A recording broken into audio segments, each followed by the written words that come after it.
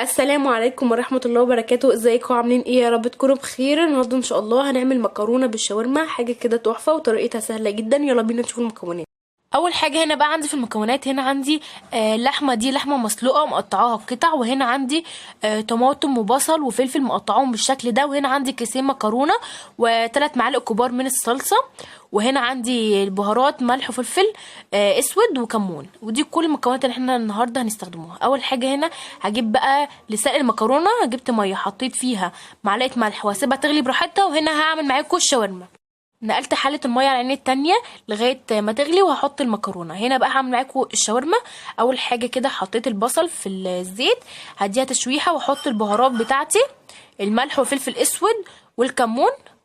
اهو هنا بقى بشوح كده البصلة، بديها تشويحة كده في الزيت مع البهارات كده. بعد كده احط اللحمة، بس الاول كده هدي تشويحة للبصلة، بعد كده احط اللحمة. اهو بشوحها كويس جدا في الزيت اهو، يا دوبك كده تدبل معايا. بعد كده احط اللحمه. خلاص كده البصل معايا دبل. هنا احط اللحمه. دي لحمه كنت سلقاها ومقطعاها قطع، يعني البواقي كده بواقي لحمه، يعني مش شرط، يعني ممكن كمان فراخ، مش شرط لحمه. وببتدي كده اللي انا اشوحها كده مع البصل مع البهارات، بتديني طعم جميل جدا في المكرونه. اهو بديها تشويحه كده كويسه.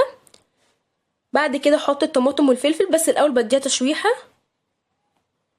اهو بالشكل ده. اهو بديها تشويحة كده اهو بالشكل ده.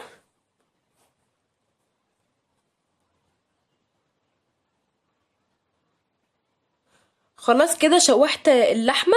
هنا بقى هبتدي احط بقى الطماطم والفلفل، مقطعهم كده صغير بالشكل ده، بحطهم كده اهو وبقلب. عايزه اقول لكم طريقتها سهله جدا وطعمها في الاخر بيبقى تحفه. اهو بقلب كده كويس.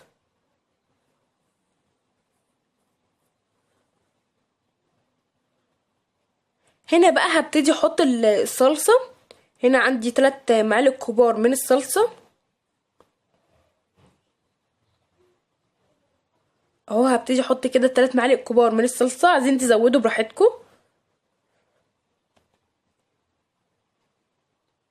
وببتدي اللي انا اقلبها كده كويس، وبخلي كده اللي هي تتسبك كده 5 دقايق على النار. بعد كده هطفي عليها، هسيبها تتسبك كده 5 دقايق واقل كمان من 5 دقايق، وبعد كده هطفي عليها.